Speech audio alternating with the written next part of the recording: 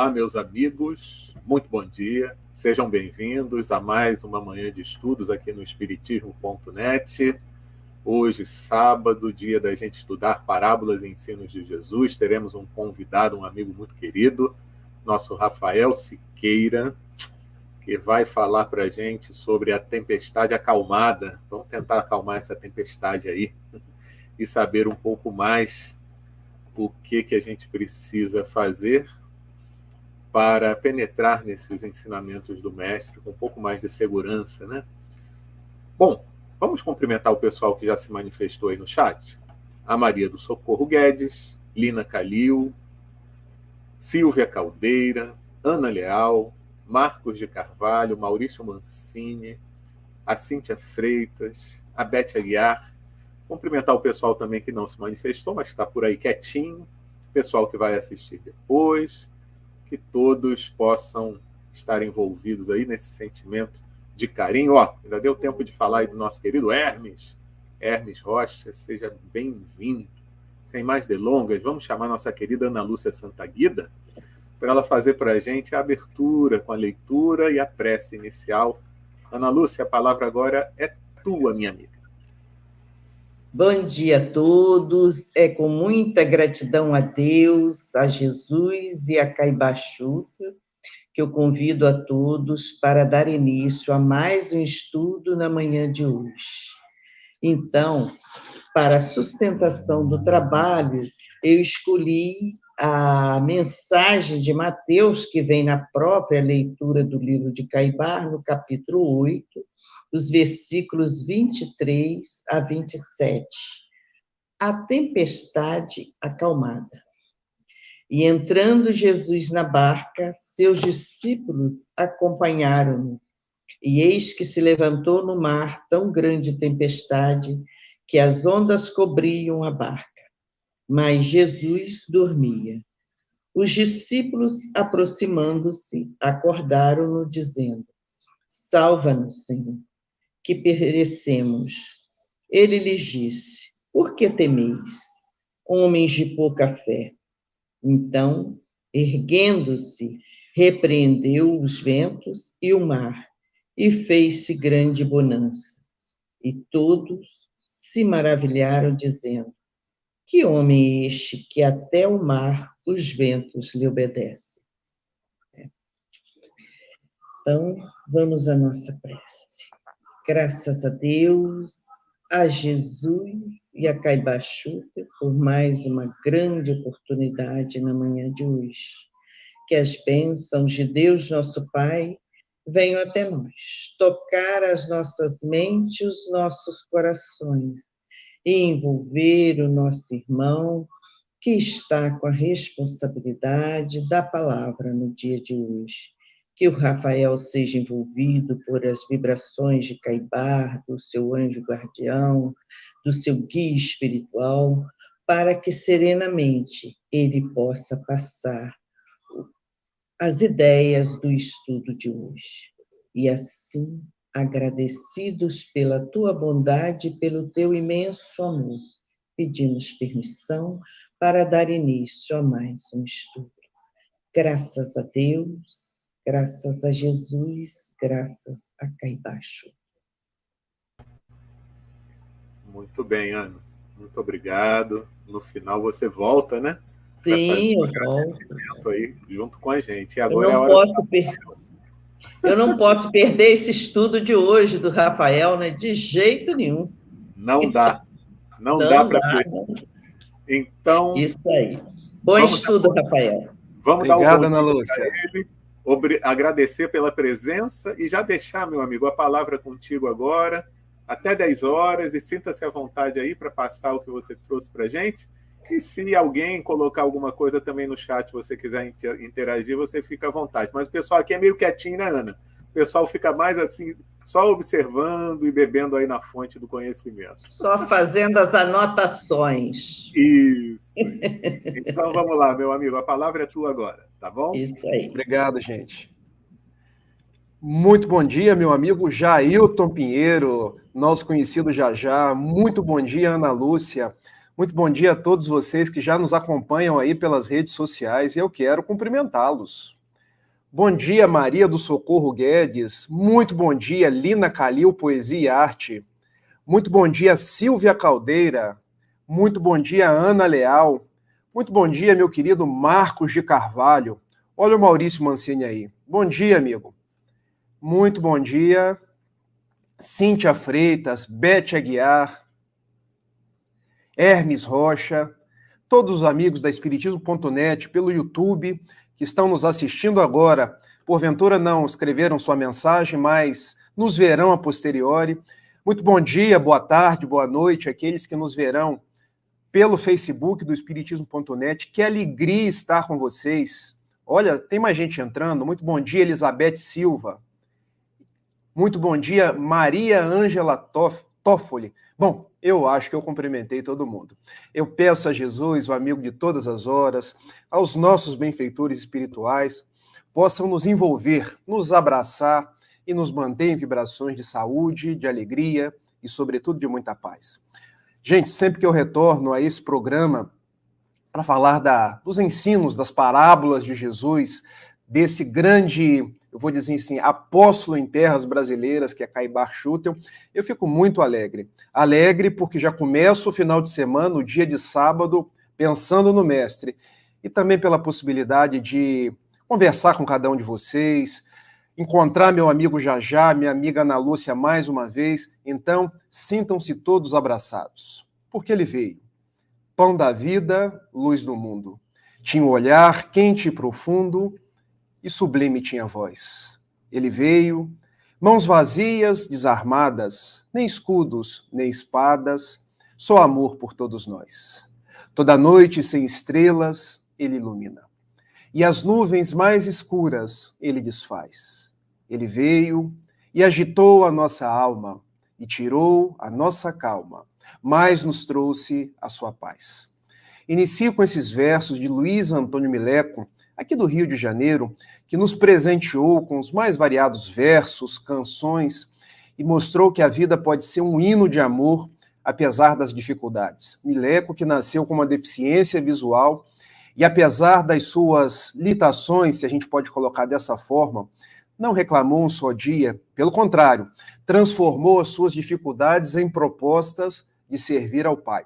E através dessa música, canção, ele nos fala da presença de Jesus nas nossas vidas.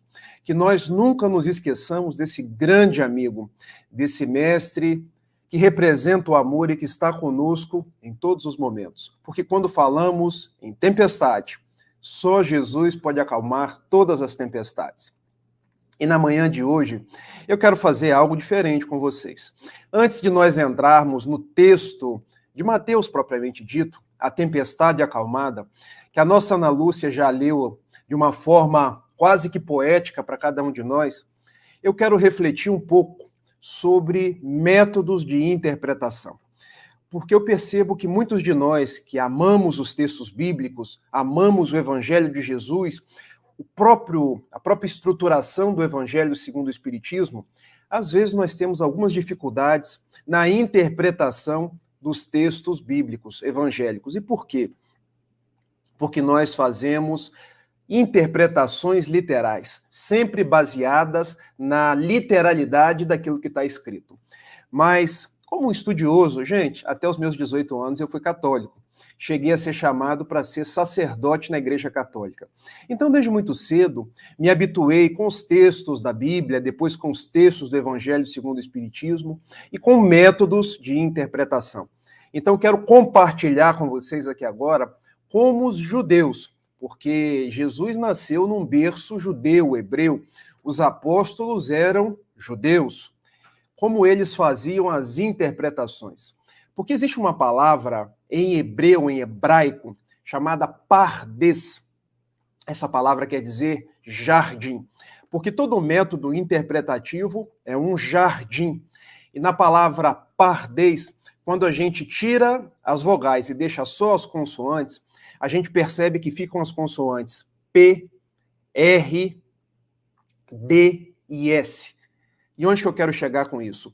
Porque os nossos irmãos judeus têm 4 métodos de interpretação. Guardem, 4, tirando as 4 consoantes da palavra pardes. O primeiro método interpretativo de P, pshá. E o que é o método de interpretação pshá? É o método literal. Eu estou lendo sem interpretar, é o que está escrito. Então, quando eu abro o Evangelho de Jesus e vejo a cura de um cego, a cura de um endemoniado, a cura de um coxo, quando eu ouço falar, ou quando eu leio propriamente dito, dos mais variados fatos de Jesus, eu ali estou interpretando literalmente, porque Jesus fez aquelas curas, Jesus esteve naqueles lugares, essa é a interpretação literal. Que no bom português, quando a gente estudou lá nos recuados tempos da escola, era aquilo que a gente chamava de denotativo ou denotação. O que eu leio é exatamente aquilo como eu vou tirar as conclusões. O grande problema é que os textos sagrados, eles não podem ser interpretados ao pé da letra. E daí nós partimos para a segunda consoante da palavra pardes, P-R. R é um método de interpretação chamado remes, porque agora eu já não vou interpretar na literalidade mais. Agora eu vou buscar a essência. E quando a gente ouve falar na literatura do povo hebreu, não é uma literatura daquilo que está escrito, mas é uma literatura daquilo que sugere, daquilo que evoca, daquilo que toca as nossas emoções. Por isso, o Velho Testamento e Jesus está cheio de metáforas, de símbolos, de analogias, de grandes construções para que a gente possa tirar o espírito da letra. Daí nós temos o método remes. E eu quero dar um exemplo para vocês. Quando a gente olha lá no Evangelho, Jesus não veio trazer a paz, mas trazer a espada. Se a gente interpretar isso na literalidade, no método pshá, que é o primeiro, a gente cai em algumas contradições. Como o tipo mais perfeito, que veio para ser o nosso modelo e o nosso guia, veio trazer a espada. Será que Jesus é o Senhor das guerras? Será que Jesus veio trazer divisão ao invés de trazer união? Porque esse é um problema da civilização greco-romana. E nós herdamos a língua latina e herdamos igualmente os costumes. O nosso próprio direito, ele vem da civilização romana, de ler aquilo que está escrito. Mas quando buscamos nas fontes do Evangelho, a gente tem que buscar o que está por trás, não mais o denotativo, mas o conotativo, a essência. E o que Jesus quis dizer com isso? Aplicando o método remes, que em verdade essa espada era uma espada simbólica. Por exemplo, quando uma pessoa se torna cristã e a outra pessoa permanece pagã, no método da época, gera ali uma possível divisão. Porque cada um está adotando uma religião, uma forma de ver a vida. Então, aparentemente, vai haver uma divisão. Olha a espada da divisão. Olha a espada daqueles que pensam diferente e podem escolher permanecer na divergência ou caminhar para uma convergência. Deixa eu ser mais claro. Quando eu me tornei espírita, nos meus 18 anos, a minha mãe continuou católica. E nós éramos afervorados dentro da Igreja Católica. Vocês acham que minha mãe aceitou o meu credo espírita? Não, não foi fácil. No início, ela disse que tudo que eu fazia no centro espírita era coisa do diabo, que os meus livros tinham algo de diabólico, que eu deveria volver para o meu credo católico. Olha a espada. Olha a divisão simbólica. Porque uma mãe católica, um filho espírita, mas cada um dentro da sua singularidade, nós poderíamos construir uma convergência. Notem, por que a espada? Porque a gente pode escolher ou permanecer nas divergências ou singrar para a convergência. E foi o que nós fizemos. Hoje a minha mãe já até assiste às minhas palestras espíritas, se tornou bem mais dócil ao meu credo. E por quê? Porque ela vê que eu estou me tornando uma pessoa melhor, um filho melhor, um filho mais amoroso. Então, quando Jesus fala que veio trazer a espada, é porque a sua proposta seria capaz de dividir, aparentemente, guardem, símbolo, as pessoas. Mas existe aqui um outro simbolismo. A espada é aquela que divide a nós mesmos, as nossas emoções, a nossa forma de agir em antes e depois. Porque quando eu me torno cristão, e isso está lá na carta de Coríntios, segunda carta de Coríntios, capítulo 5, versículo 17. Quem conhece Jesus, nova criatura é. Então, os vícios, os sentimentos do passado tendem a ser cada vez mais deixados à parte para a construção de um ser humano novo. Nós saímos de um homem velho para migrar para um homem novo. Então, a espada é aquela que divide o homem velho do homem novo, de onde eu vim para onde eu vou. Onde eu quero chegar com isso? Que o método Remes ensina-nos a ver que eu não posso ler na literalidade, eu tenho que buscar o sentimento envolvido.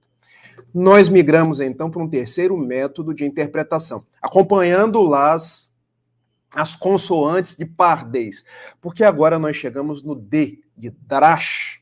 E Darash quer dizer que eu não consigo interpretar qualquer texto evangélico sem pensar que o texto evangélico ele não é um texto apartado. Existe um Antigo Testamento, existe um Novo Testamento, e que as próprias falas de Jesus, elas têm um contexto, elas estão ligadas com antes, o que ele falou depois. É o método onde eu vou fazendo um colar de pérolas, porque cada pérola ela é importante para a confecção do cordão.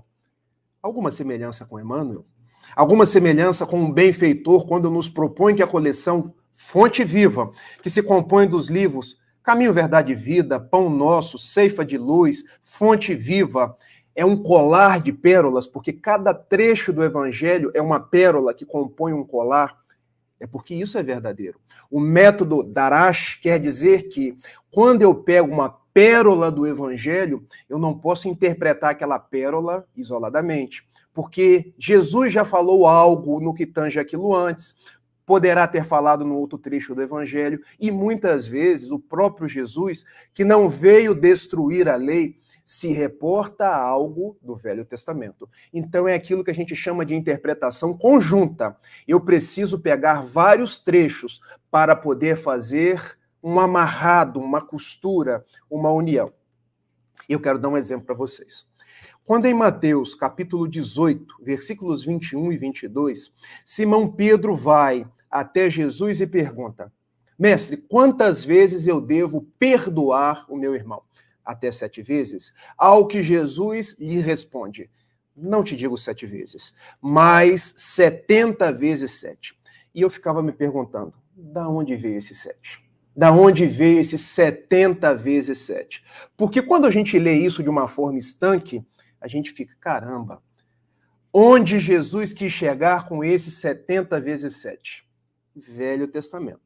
Para entender o texto de Mateus, a gente precisa volver ao texto de Gênesis, porque observem, quais foram os 2 primeiros irmãos e um irmão matou outro irmão?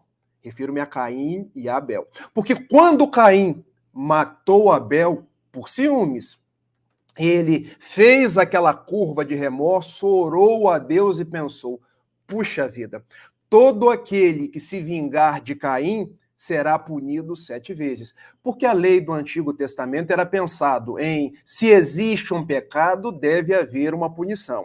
Se existe aquele que errou, esse erro precisa ser vingado. Então ele pensou, bom, um irmão que mata o outro irmão, deve existir aí uma vingança, uma punição 7 vezes.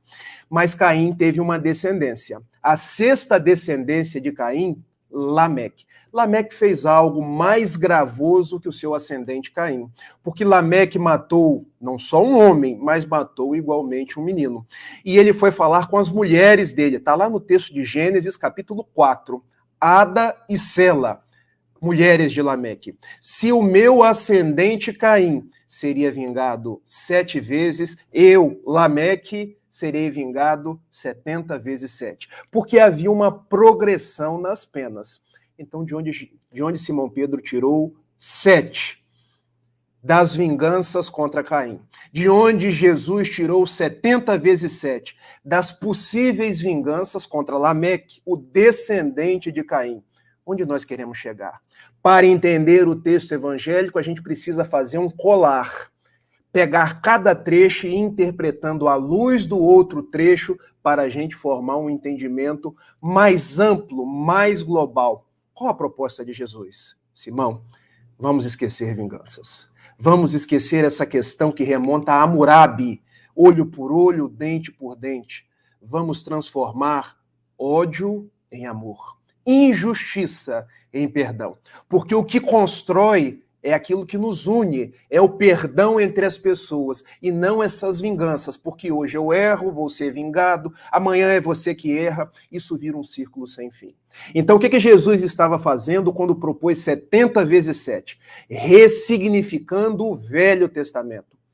Conseguem pegar desse jeito? Esse é o método Darash, o método emanuelino, o colar de pérolas. Existe o último método, o método Sod. Lembram-se do pardês, a última consoante é o S de Sod. Sod é o método espiritual. É o método que Jesus falava, espírito e verdade, para entender a minha proposta. E aí vocês vão se lembrar que nas mais variadas crenças, por exemplo, entre os hindus, existem os iniciados. O que são os iniciados? São aqueles que adentraram de uma tal forma na interpretação das propostas dos textos sagrados que eles já têm o método Sod. Eles estão acima da interpretação razoável. Vocês vão compreender que dentro do próprio judaísmo existe a Kabbalah, que é quando sai da própria Torá, a lei dos profetas, da Mishnah, existe um método espiritual de interpretação. Porque o método Sod, você não vai interpretar mais com os 5 sentidos, visão, olfato, audição, tato, o sentido gustativo. Aqui já precisa de um 6º sentido. Aquilo que São Tomás de Aquino, no século XIII, chamou de sensu divinitatis, 6º sentido. Aquilo que nós, espíritas, sabemos que o espírito precisa compreender porque nós temos vida fora da matéria. Em verdade, nós somos espíritos que perpassamos dias de matéria e não o contrário. E eu quero dar um exemplo. Quando Jesus fala assim, se o teu olho for motivo de escândalo, arranque-o, mas não se permita entrar na vida eterna com um olho escandaloso. Se a tua mão for motivo de escândalo, prefere arrancar, prefere cortar do que entrar na vida eterna com uma mão que pode ter se voltado contra você. Se a gente ler isso ao pé da letra, meu Deus do céu, o que vai acontecer? Arrancar um olho, arrancar ou cortar uma mão, porque o sentido não é esse. Eu preciso aqui agora mergulhar na espiritualidade, na vivência do espírito para entender isso. E vamos tentar entender como assim arrancar um olho. Bom, nós somos espíritos que vivemos experiências corporais. Questão 115 do Livro dos Espíritos. Fomos criados simples e ignorantes e caminhamos para a perfeição. A nossa verdadeira vida é a vida espiritual. Nós transitamos pela carne tantas quantas forem as vezes necessárias ao nosso aprimoramento. Em verdade, nós temos, conforme Kardec, 3 corpos. Corpo físico, corpo perispiritual. Questão 93 e 135A do Livro dos Espíritos. E o corpo espiritual, o espírito propriamente dito, que é a essência. Nós sabemos que o nosso corpo físico, ele é moldado por aquilo que vai no nosso espírito através do perispírito, que nós chamamos de modelo organizador biológico. tudo que está no nosso espírito, nossos erros, nossos acertos, nossas necessidades evolutivas vão sendo trasladadas via perispírito na formação de um novo corpo. Onde Jesus quis chegar? Se o meu olho foi motivo de escândalo, eu posso, numa vida espiritual, através do meu perispírito, moldar um corpo futuro para nascer na cegueira. Quer dizer que isso é uma punição? Não. Quer dizer que isso é uma proposta de alevantamento. Porque o olho escandaloso é melhor que eu não o tenha e continue errando. E aqui eu me lembro de Mileco, porque era deficiente visual. E ele narra, em algumas das suas passagens, das suas histórias, que foi preciso que ele nascesse deficiente visual, para que agora, com os olhos físicos fechados, ele pudesse reverberar a vontade de Deus em espírito. Se eu utilizo as minhas mãos de uma forma equivocada, tal qual Mário Sobral no livro Memórias de um Suicida, porque matou a sua esposa, depois tirou a própria vida, retorno para o plano espiritual com remorso, com as mais variadas dívidas e prefiro numa vida futura nascer sem os braços. Então agora, com esse senso divinitatis, com agora essa proposta do Espírito, eu entendo Jesus.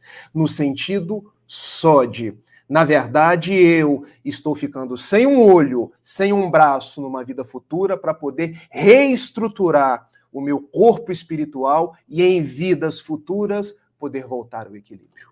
Esses são os 4 métodos de interpretação conforme os judeus, que a gente pode muito bem pegar para a nossa interpretação espírita. E vocês devem estar se perguntando, Rafael, já são 9h30, você veio para falar de Caibar Schutel, sobre parábolas e ensinos de Jesus, a tempestade acalmada, e você gastou esse tempo todo para falar de interpretação? Calma, nós vamos entrar agora. Porque quando a gente fala de tempestade acalmada, e eu vou ler de novo o trecho, a gente vai utilizar não de uma interpretação pshá, literal. A gente vai se utilizar da interpretação remes para frente. Porque o que Mateus traz para a gente é que Jesus, sim, acalmou a tempestade daquela época. Mas quais as tempestades que nós temos hoje? O que Jesus está acalmando hoje? Coronavírus. Catástrofes sociais, catástrofes internas, depressões, ansiedades, catástrofes no ambiente de trabalho, desempregos. Então, gente, fazer a interpretação no método Remes, Darash, Sode nos dias atuais, é entender que Jesus não é um homem histórico tão somente. As suas propostas, conforme escrito lá em João, capítulo 6, versículo 68, são palavras de vida eterna.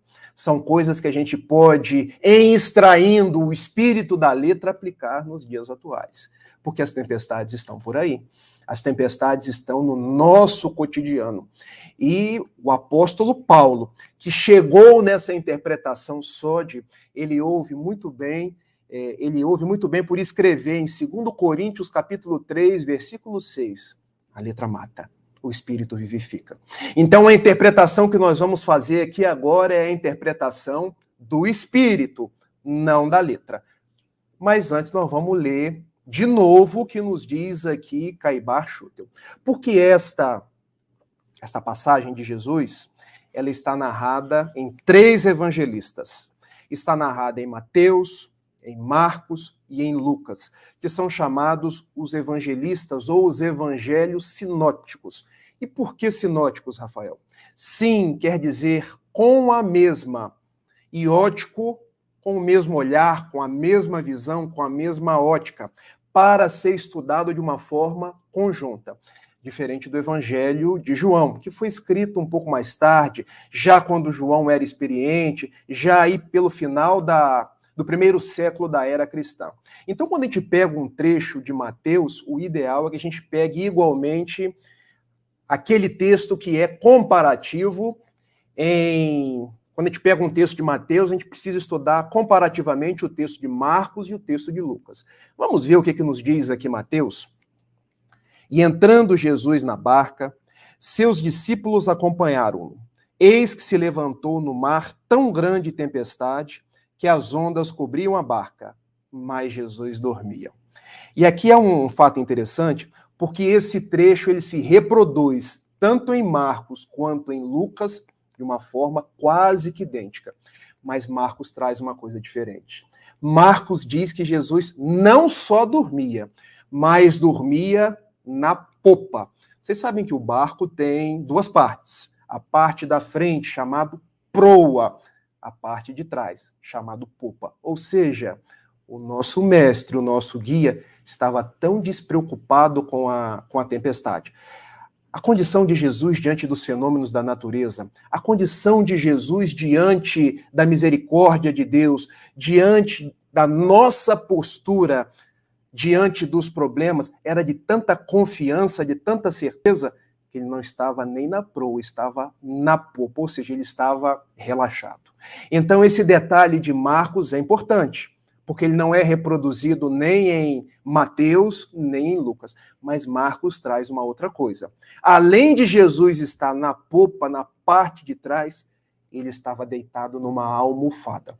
Gente, quando a gente pega no grego e traz para o português, pode ser uma almofada, pode ser alguma coisa que Jesus recostou-se. A gente não tem como trazer também das traduções das línguas a palavra exata.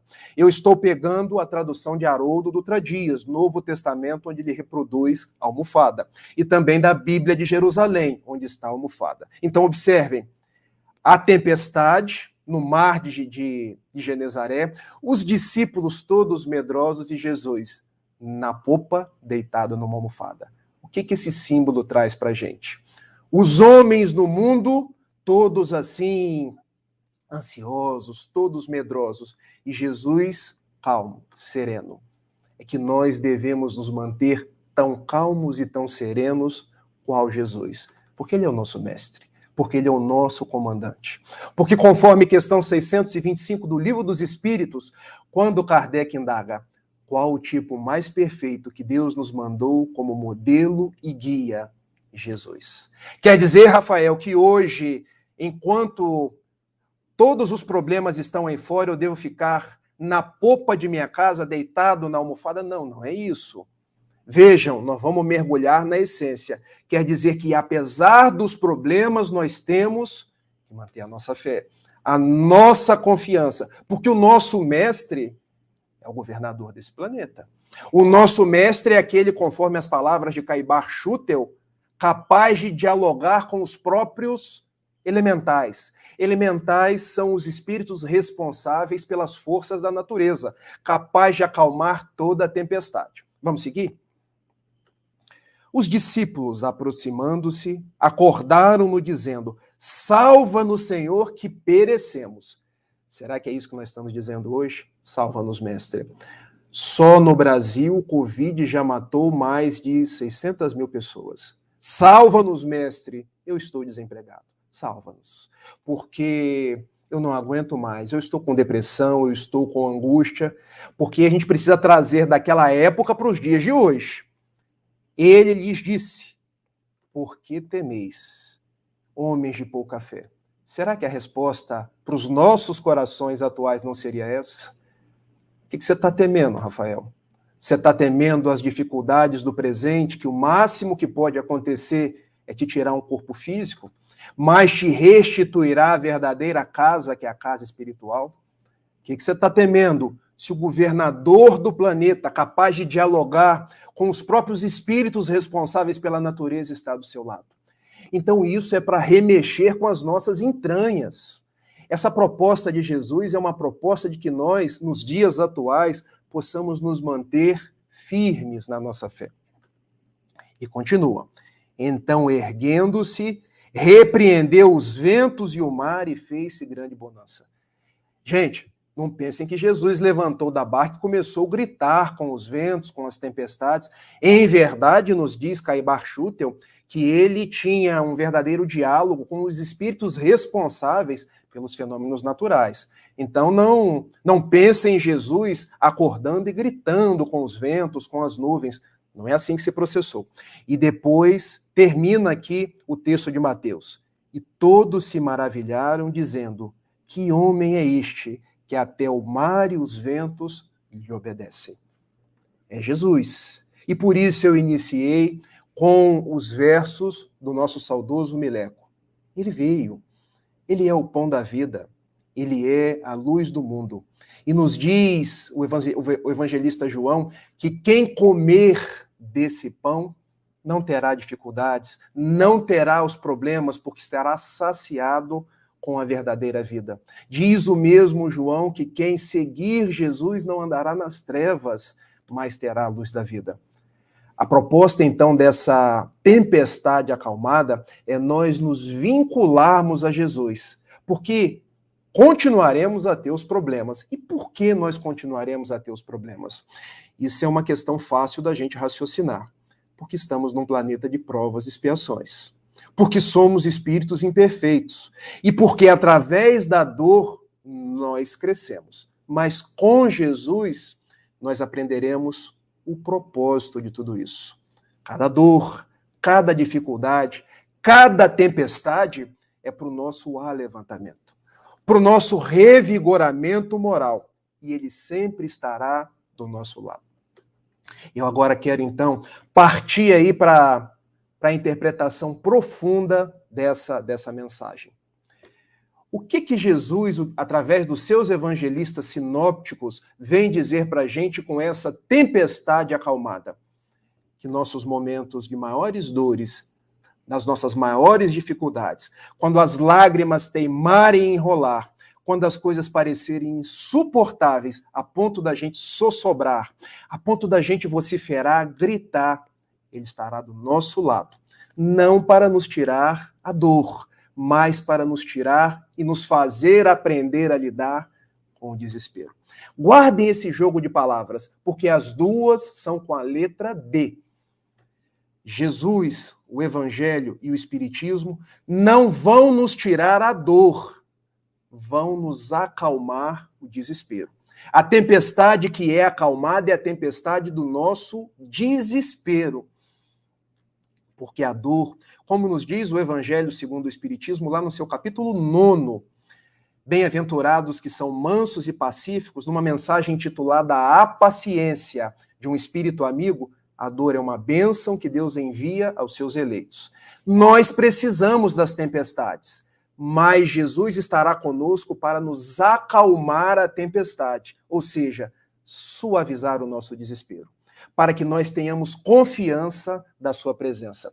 E aí nós podemos fazer um link com outra citação de Mateus, capítulo 11, versículos 28 a 30, quando ele nos diz: Vinde a mim, todos vós que vos encontrais cansados e sobrecarregados. Vamos fazer aqui uma mudança no jogo de palavras? Vinde a mim, todos vós que vos encontrais na plena tempestade, que eu vos aliviarei. Vejam, ele não disse que vai tirar os problemas, tirar a dor, mas ele vai aliviar. Onde que ele vai agir? No nosso desespero. Aumentando a nossa confiança, trabalhando a nossa fé. Tomai sobre mim o meu jugo e aprendei comigo, que sou manso e humilde de coração. E encontrareis alívio para vossas almas aflitas. Porque o meu jugo é suave e o meu fardo é leve. Observem, ele não vai tirar o jugo. O que é o jugo, gente? Eu que venho de uma zona rural, minha mãe é nascida numa roça. Jugo é aquilo que a gente colocava no boi, para fazer o carro de boi, os serviços da roça, ou colocava no cavalo para fazer a charrete. Ou seja, é uma dor, é um problema, mas o jugo com Jesus, ele é suave. E o fardo? Fardo é algo que pesa, ou seja, nós teremos os nossos pesos, mas com Jesus, ele será leve. Ou seja, a nossa tempestade é a nossa forma de mudar o nosso jeito de ver as coisas, mas Jesus vai estar acalmando as nossas tempestades. E como isso? Nos propiciando entender a vida sob novos prismas, nos trazendo subsídios para que a gente possa, em vendo as mesmas dificuldades, nos comportar de outras formas. E eu aqui agora quero trazer para vocês 5 subsídios que tanto o Evangelho de Jesus quanto a doutrina espírita nos trazem. E o primeiro subsídio é: como Jesus nos auxilia nesse processo de aliviar o desespero, de acalmar a tempestade, nos propiciando repensar a nossa espiritualidade. Porque observem, qual o primeiro aprendizado que nós estamos tendo de todas essas tempestades que estão acontecendo? E vamos enumerar algumas. Coronavírus é tempestade? É tempestade. Desemprego é tempestade? É tempestade. Possível guerra Rússia-Ucrânia é tempestade? É tempestade. Dificuldade ocorrida essa semana agora com chuvas em Petrópolis é tempestade. Essa é uma tempestade literal, porque foi uma tempestade de chuva. Qual o primeiro subsídio que Jesus nos dá para acalmar essa tempestade? Que nós repensemos a nossa espiritualidade. Nós não somos corpos de carne, nós somos espíritos. E devemos aprender a viver como espíritos imortais. Pensar como espíritos, falar como espíritos, nos relacionar com as outras pessoas como espíritos. E viver como espírito, nós precisamos redimensionar os nossos valores. Porque a pergunta que eu faço para cada um de vocês, e para mim todos os dias, quando olho no espelho antes de ir trabalhar, Rafael, quais são os seus valores? Porque Jesus nos diz no Sermão do Monte, onde estiver o teu tesouro, aí estará o teu coração. Onde tem depositado os teus tesouros? Nas coisas materiais ou nas coisas morais? Naquilo que você tem ou naquilo que você é? Notem, se eu deposito o meu tesouro nas coisas materiais, basta uma chuva, eu perco tudo. Se eu deposito meus tesouros naquilo que eu tenho, basta uma pandemia e eu perco. Mas se eu deposito naquilo que eu sou, os amigos que eu faço, o bem que eu distribuo, tudo aquilo que eu faço em prol das outras pessoas, a minha tempestade vai sendo acalmada.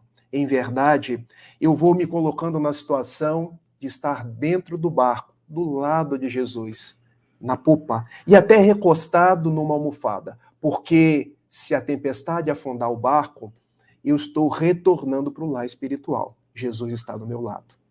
Então pensemos nisso e passemos a valorizar aquilo que é mais nobre no nosso espírito. Eu fico pensando no Jailton Pinheiro, e ele me perdoará falar nele aqui nesse instante. A vida desse homem hoje é dedicada ao espiritismo. Não tem um dia que ele não esteja num programa no espiritismo.net, abrilhantando as nossas manhãs, as nossas tardes, as nossas noites, nos bastidores. Ou seja, não é nem aquele que aparece, que recebe os aplausos, que recebe aquelas mensagens que às vezes engalanam o ego, mas podem fazer perder o espírito imortal. Trabalhando para Jesus, valorizando aquilo que é mais importante, levar uma mensagem de auxílio às outras pessoas. O quanto esse homem tem feito de bem, o quanto esse homem tem granjeado de amigos, o quanto ele tem valorizado a dimensão moral, a dimensão ser.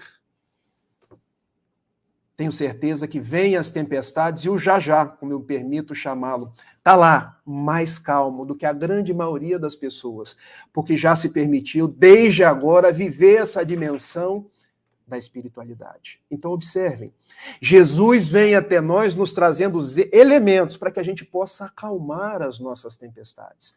E o primeiro deles é repensar a nossa espiritualidade.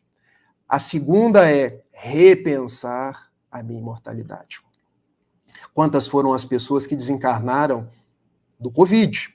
Mas, gente, quero dizer uma coisa para vocês. Se não desencarnar do Covid, vão desencarnar de morte morrida, de morte natural, porque todos nós temos uma programação.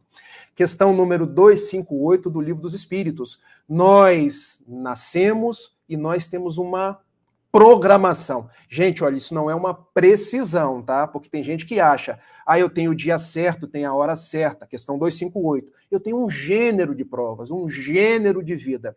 Então vai chegar num determinado momento que eu tenho a hora mais ou menos aprazada, o tempo aprazado para eu desencarnar. Não existe ninguém que fugirá da desencarnação. Então eu tenho que me habituar a isso. Eu estou estudando psicologia e uma das matérias que eu estou fazendo é a gente não se acostumou a falar de morte, de desencarnação. A gente não se habituou a tratar um fenômeno natural com a naturalidade que ele requer. E vejam, a psicologia não tem religião. A psicologia não acredita na imortalidade como nós acreditamos. Mas a gente está estudando dentro da psicologia, até para aliviar as pessoas, que a morte é um dia que pode e merece ser vivido. E por quê? Porque nós somos 7,8 bilhões de pessoas no mundo que vamos desencarnar. A ponto do espírito Humberto de Campos, num livro formidável chamado Treino para a Morte, ou num livro formidável chamado Cartas e Crônicas, desenvolver uma página intitulada Treino para a Morte. Acostume-se com a sua desencarnação. E eu aqui não estou agourando ninguém, porque esse dia vai chegar. Porque o dia de eu retornar à verdadeira casa vai chegar. Se eu deixarei amores aqui, eu encontrarei amores do lado de lá. Morrer, meus amigos. E essa mensagem, essa imagem que eu vou deixar para vocês aqui agora, ela me foi trazida por um companheiro de São Carlos, interior de São Paulo. Pensem num rio. Desencarnar é atravessar de uma margem para outra margem. A forma como eu vou desencarnar não importa. Mas eu vou desencarnar. Se não for agora com 41 anos, pode ser com 50, pode ser com 100. O importante é que no dia de eu desencarnar, eu procure estar com a consciência tranquila. No dia que eu receber o WhatsApp da desencarnação, porque eu estou falando com vocês aqui agora, pode ser que ao acabar essa live eu receba o WhatsApp da desencarnação, porque a morte é assim, instantânea. Rafael, retornar para a verdadeira casa. Eu chegue em paz, ou pelo menos tente, porque a minha vida tenha sido uma oportunidade de fazer amigos, de fazer o bem, de falar de Jesus. Então nós não devemos temer a morte, porque a morte é natural. O plano espiritual não é lá, como dizia a ortodoxia, nem cá, o plano espiritual é aqui. Nós estamos rodeados de espíritos. Isso é o que nos diz o apóstolo Paulo na sua epístola aos Hebreus, capítulo 12, versículo 1. Nós estamos rodeados por uma multidão de testemunhas. Então, repensar a nossa imortalidade. Porque o dia da nossa desencarnação, se for por uma tragédia, se for pelo Covid, que a gente chegue do lado de lá e abra os olhos. Eu estou vivo. E se for o meu familiar que desencarnar, a gente vai sentir a dor, saudade, mas não transformar em dor, revolta. Porque Deus sabe de tudo. É assim que Jesus acalma a tempestade. Nos trazendo esses subsídios. E o terceiro subsídio é repensar a minha fé. Diz o benfeitor Emmanuel, no livro O Consolador, questão número 354, que fé ultrapassa o juízo da crença religiosa para chegar no juízo da certeza na providência de Deus. Então, ter fé não é ter crença, não é acreditar. Ter fé é ter confiança. Fiar junto com Deus. Certeza na sua providência, na sua presença na minha vida. Eu gosto sempre de trazer um exemplo. O que eu tenho na minha mão? Uma caneca. Se eu soltar essa caneca, lei de Newton, lei de gravidade, o que vai acontecer? Ela vai cair, Rafael. Vocês acreditam ou vocês têm certeza? Bom, eu não vou soltar aqui agora porque eu tenho apreço a essa caneca. Ela vai cair, certeza. E batendo no chão, como é de porcelana, ela vai quebrar. É curioso. Nós temos certeza das leis da física e muitas vezes não temos a mesma certeza em Deus. Então eu me solidarizo com todas as vítimas das enchentes, das catástrofes sociais, mas eu tenho certeza em Deus de que tudo está conforme a sua vontade, de que não há uma família desamparada, de que não há um único espírito que não esteja abraçado pelos benfeitores espirituais. Tenho certeza em Deus que Ele deixa nas nossas mãos a possibilidade de ajudar, de ser útil. Isso é ter fé. Por isso Jesus estava na popa, deitado numa almofada. Era a perfeita integração do tipo mais perfeito com o Criador. Por isso ele dizia, eu e o Pai somos um. E a igreja interpretou, e eu durante muito tempo falei dessa forma, que havia uma trindade universal, Deus, Jesus e o Espírito Santo. Mas não é assim, tá, gente? Quando Jesus diz, eu e o Pai somos um único propósito. Porque quando nós nos tornarmos espíritos crísticos, deixarmos de ser imperfeitos, passarmos a ser espíritos bons, até chegar nos espíritos puros, que estão 100 a 103 do Livro dos Espíritos, também seremos um único propósito. Olha como a gente precisa saber interpretar as coisas. Repensar a nossa fé, então, é saber que não cai um fio de cabelo da minha cabeça sem que seja da vontade de Deus. E olha que os meus estão ficando ralos. Não é bonito igual assim o da Ana Lúcia. Quarta proposta para acalmar a nossa tempestade. Repensar a função da dor nas nossas vidas. O que a dor representa para o mundo? Desespero. Ninguém quer sofrer. A ponto de, na psicologia, a gente estudar um fenômeno que é muito comum nos dias de hoje. A nossa geração é a geração analgésico. E por que a geração analgésico? É a geração que não quer sentir dor, porque tem remédio para tudo. Se eu tenho dor de dente, tem remédio. Se eu tenho alguma dor psicológica, existe um remédio para recompor os nossos neurotransmissores. E é bom que tenha, é bom que a ciência avance a ponto de nos trazer conforto. Mas a gente sabe que há determinadas dores que eu não vou encontrar a solução miraculosa numa draja. E por quê? Porque há determinadas dores que são propostas para o meu aprendizado. Há determinadas circunstâncias na minha vida que eu vou passar por dias difíceis para poder enxergar novos horizontes. Então a gente precisa redimensionar a dor na nossa vida, deixar de olhar a dor. Me permita aqui uma imagem que os jovens gostam muito.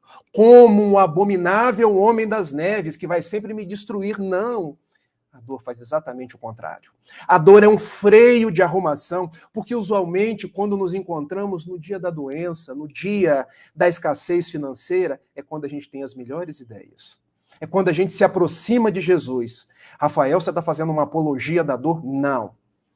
Eu estou trazendo para cada um de nós aquilo que Jesus nos trouxe no Sermão da Montanha. Bem-aventurados os aflitos, bem-aventurados os que sofrem, porque serão consolados.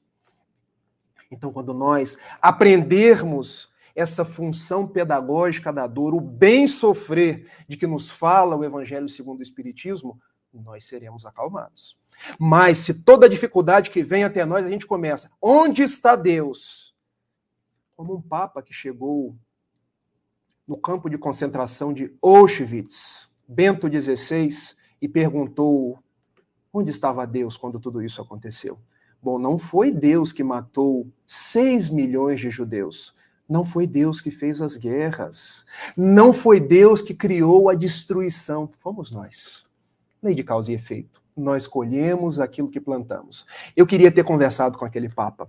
Eu queria ter dito para ele, olha a minha pretensão, a imagem e a proposta espírita, e ter dito para ele que Deus sempre esteve no mesmo lugar. Sempre foi do mesmo jeito amor. Mas que às vezes o amor nos dá a possibilidade de aprender por vias, eu não vou chamar mais dolorosas, mas vou chamar de mais assertivas. Porque às vezes a gente se equivoca de uma tal forma que a gente precisa de um remédio mais amargo para poder aprender. Então, as nossas experiências são frutos das nossas escolhas, das nossas plantações.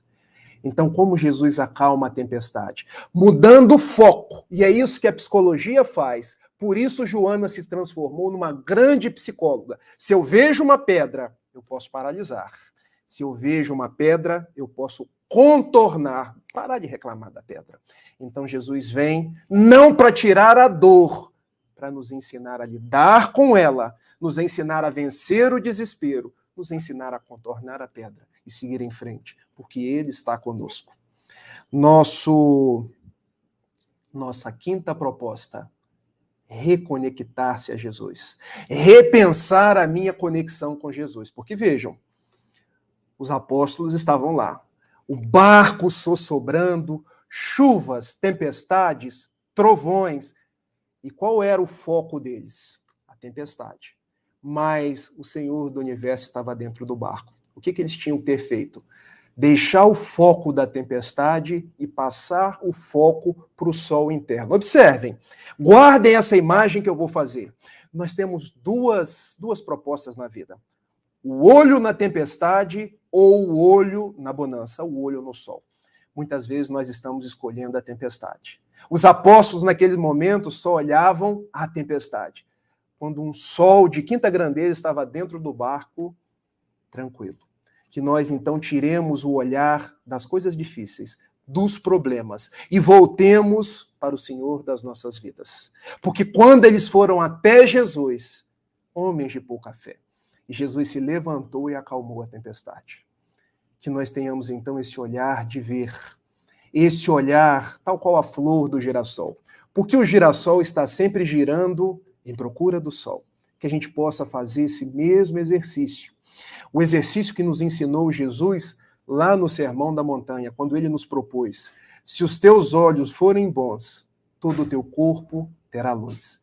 Que os nossos olhos, então, sejam bons, a ponto de parar de olhar para a tempestade, elas existem, e começar a olhar para o sol que está do nosso lado, Jesus de Nazaré. Eu me recordo, para a gente terminando as nossas reflexões, que um dia um homem estava no auge do seu desespero, mas era um senador orgulhoso. Essa história está lá no livro Há 2000 anos. Trata-se do senador Públio Lentulus, que se encontrava na cidade de Cafarnaum e estava contristado pela doença epidérmica da sua filha Flávia, que muitos diziam ser lepra. Se era lepra, se não era lepra, o livro não diz. Até porque naquela época as doenças epidérmicas, muitas eram tratadas como se lepra fosse, mas nem todas eram. Mas o fato é que Flávia Lentulus já se encontrava num processo bem avançado daquela disfunção orgânica, próximo até mesmo da desencarnação. Lívia, sua esposa, disse: olha, tem um profeta que atende as pessoas, que cura as pessoas, eu sugiro que você o procure. E Públio Lentulus faz esse exercício. Espera um entardecer, quase o anoitecer, e vai procurá-lo ali nas margens do lago. Poderia ter procurado de dia, quando os sofredores estavam próximo de Jesus, ou as mulheres, mas procurou de noite, porque não queria ser reconhecido, não queria ser visto. E de longe ele sentiu a vibração de Jesus, a ponto, conforme a própria narrativa do livro, de ir se curvando. E Jesus de longe já lhe diz: senador, tu vens até mim no cair da tarde, quando deverias ter me procurado no raiar do dia, mas o teu orgulho te impede de fazê-lo. Era uma profunda emoção que brotava do íntimo daquele senador orgulhoso.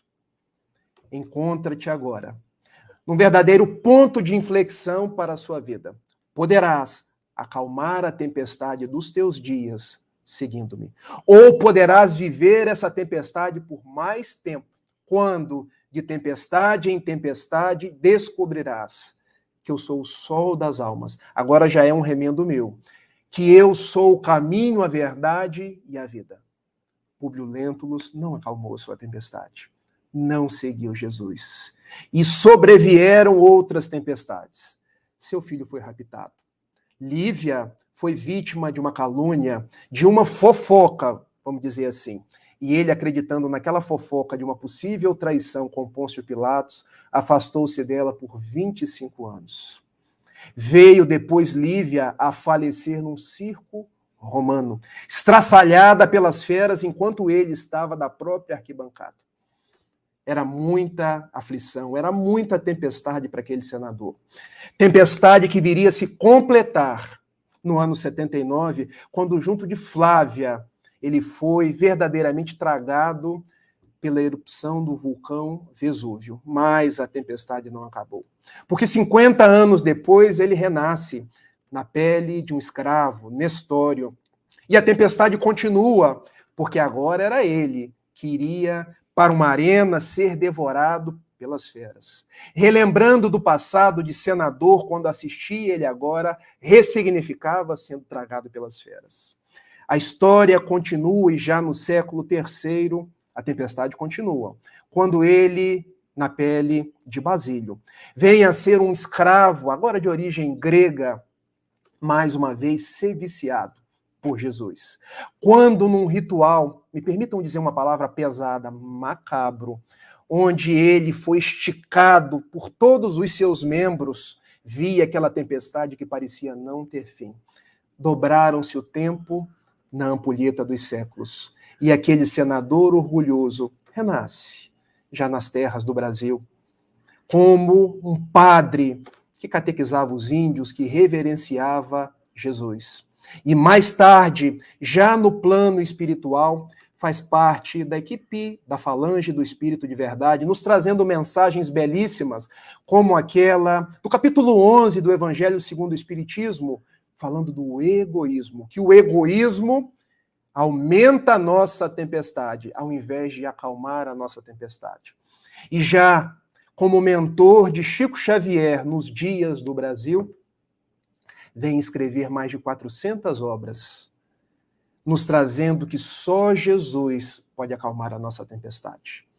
E igualmente com o benfeitor Emmanuel, outro grande benfeitor, Caibar Schutel, renasce nas terras do Brasil, nas terras paulistas, as quais foram honradas por Manuel da Nóbrega. Emmanuel, agora igualmente honradas por Caibar Schutel, e vem narrar parábolas e ensinos de Jesus, para nos lembrar mais uma vez que teremos tempestades, mas só Jesus pode acalmá-las, porque ele veio. Pão da vida, luz do mundo. Tinha um olhar quente e profundo e sublime tinha voz. Ele veio, mãos vazias, desarmadas, nem escudos, nem espadas, só amor por todos nós. Toda noite sem estrelas, ele ilumina, e as nuvens mais escuras, ele desfaz. Ele veio e acalmou a tempestade, e nos deu a calma, e nos trouxe a sua paz. Meus amigos, um bom dia, um bom final de semana, um beijo, e até uma próxima. Muito bem, seu Rafael. Olha eu e a Ana aqui de volta. Foi muito bom, né? A gente agradece aí de montão. Né, Ana? Muitas reflexões boas. Emocionante. Emocionante. Com que ele certeza. volte outras vezes, né, Jajá? Que ele não passe muito tempo sem voltar, né? Vai voltar sim. Ele sabe que já tem um contrato a ser assinado aí com o Espiritismo.net. Ele já assinou o contrato com o Espiritismo, mas com o Espiritismo.net ele está assinando agora. A única coisa é que às vezes ele exagera, né? Então falou aí de mim e tal, coisas que não vão ter formalidade. Mas a gente agradece de qualquer forma o carinho, que a gente sabe que é de coração, né? A gente está aí tentando essa caminhada aí do bem. Meu amigo, muito obrigado mesmo, tá? Mais uma vez, por estar aqui com a gente. E, enfim, é só gratidão mesmo, porque são reflexões que a gente precisa fazer e, como você falou, levar para as nossas vidas, né? E realmente a gente passa por momentos que são desafiadores, né? Em especial, você citou e a gente relembra a questão vivenciada pelos nossos amigos em Petrópolis, né? Que, mais uma vez, atingida por fortes chuvas e, pelo que eles disseram, foi uma chuva que não se via há cerca de 90 anos, né? Algo igual. Então, a gente tem essa questão que nos sensibiliza. Mas é como você falou, né? Como que a gente vai ver e poder, com Jesus, acalmar, aplacar essa tempestade? E aí eu tenho um recado para os nossos amigos. Nós do Espiritismo.net vamos nos juntar aos amigos espíritas de Petrópolis, que amanhã, no dia 20, das 4 da tarde às 10 da noite, farão uma live especial em homenagem às vítimas, né, dessa catástrofe lá de Petrópolis. Não somente para que a gente possa abrir um canal para que todos consigam saber como auxiliar financeiramente e com itens que estão sendo necessários ao pessoal de Petrópolis, mas também para levar aquilo que só o Espiritismo pode fazer, né? Que é esse esclarecimento, essa paz, esse acolhimento. Então, amanhã todos estaremos em prece, estaremos também nos juntando, trazendo assim um pouco de aconchego para que a gente possa passar por essa situação da forma mais calma possível, né, diante dessa tempestade. Então, amanhã, de 4 da tarde às 10 da noite, vocês depois procurem no canal aí do YouTube do Espiritismo.net, o vídeo já está programado. Em paralelo, haverá ainda a programação normal do Espiritismo.net. Tá? Amanhã, inclusive, a gente tem, às 4h30 da tarde, uma atividade nova, que é o início dos estudos das obras de Joana de Ângeles. Nós ainda não tínhamos na nossa grade nenhum estudo de obras de Joana de Ângeles. Então, amanhã, às 4h30 da tarde, vai ser iniciado. Às 7 da noite, a gente tem um convite que se renova para o falaboa.net, né? O programa que o Rafael está acompanhando nos bastidores aí com a gente, né? Das 7 às 8 da noite, com os nossos amigos Quincas Veloso e o Wellington Mello. E amanhã a convidada é a nossa amiga Heloísa Pires, que é a filha do Herculano Pires, e que tem muita história boa, muita fala boa para trazer para a gente amanhã. Então, todos estão convidados. Aí você vai dizer, mas Jair, como é que a gente vai se dividir para acompanhar tantas atividades? Não tem problema. Você escolhe alguma para acompanhar ao vivo, e o que você não conseguir ao vivo, você depois assiste, porque fica gravado, fica salvo lá no nosso canal do YouTube ou no nosso Facebook. Então, todos estejam conosco amanhã. E as nossas programações de sempre. Às 3 horas, a Força do Espiritismo. Amanhã, a nossa querida Dalva Silva Souza, lá de Vitória, no Espírito Santo, que vai falar sobre mediunidade, teoria e prática. Nós temos, logo mais, às 6 da noite, nosso horário de palestra pública, que vai ser um estudo, né, que a gente faz sobre agora as obras, a obra Fonte Viva de Emmanuel, tá? E às 7h30 da noite nós temos o nosso Filosofia de Emmanuel, com o estudo da obra Emmanuel. Então, todos convidados, que todos estejam conosco, agradecendo aí mais uma vez a todo mundo pelo carinho. Rafael, todo mundo aqui agradecendo a você, olha, coração sendo transbordado em direção ao nosso amigo aí, porque realmente foi muito bom mesmo, tá? Bom, vamos então deixar que a nossa amiga Ana Lúcia, né, Rafa? Você tem alguma coisa mais a dizer? Alguma finalização aí para gente? Obrigado. A fala mais curta, só não é mais curta que a resposta 625 do Livro dos Espíritos, que é simplesmente Jesus. Muito bom, Rafael, muito obrigado, então. Vamos passar, então, para a nossa querida Ana Lúcia, para ela nos representar agora na prece de agradecimento. É contigo, minha amiga. Nosso agradecimento, mais uma vez, ao nosso irmão Rafael, por esse estudo bem aprofundado, que mexeu com os nossos corações, com as nossas mentes. Que Deus o abençoe muito para que ele possa retornar em outras ocasiões. Então, vamos à nossa prece. Graças a Deus, a Jesus e a Caibar, por essa grande oportunidade que tivemos na manhã de hoje.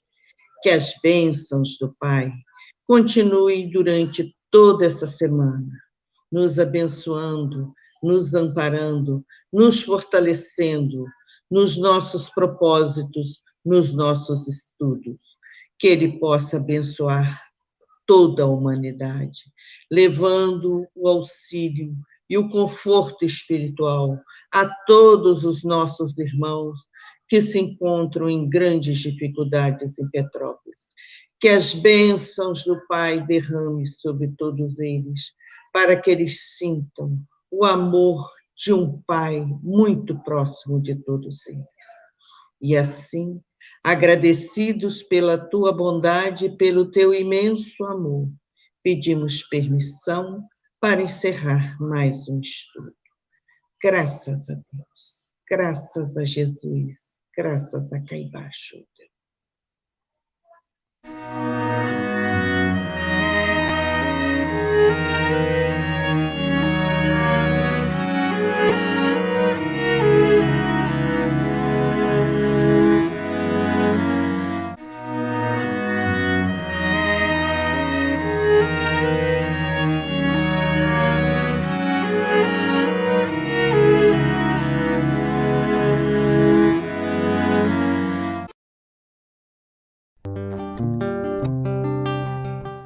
Precisando de uma palavra amiga? A equipe de atendimento fraterno do Espiritismo.net conta com colaboradores capacitados para consolar, esclarecer e orientar à luz da doutrina espírita todos os que precisam da nossa assistência. O trabalho é realizado ao vivo e também via e-mail. Acesse www.espiritismo.net e saiba mais. Espiritismo.net, gestos de amor que antecipam o futuro.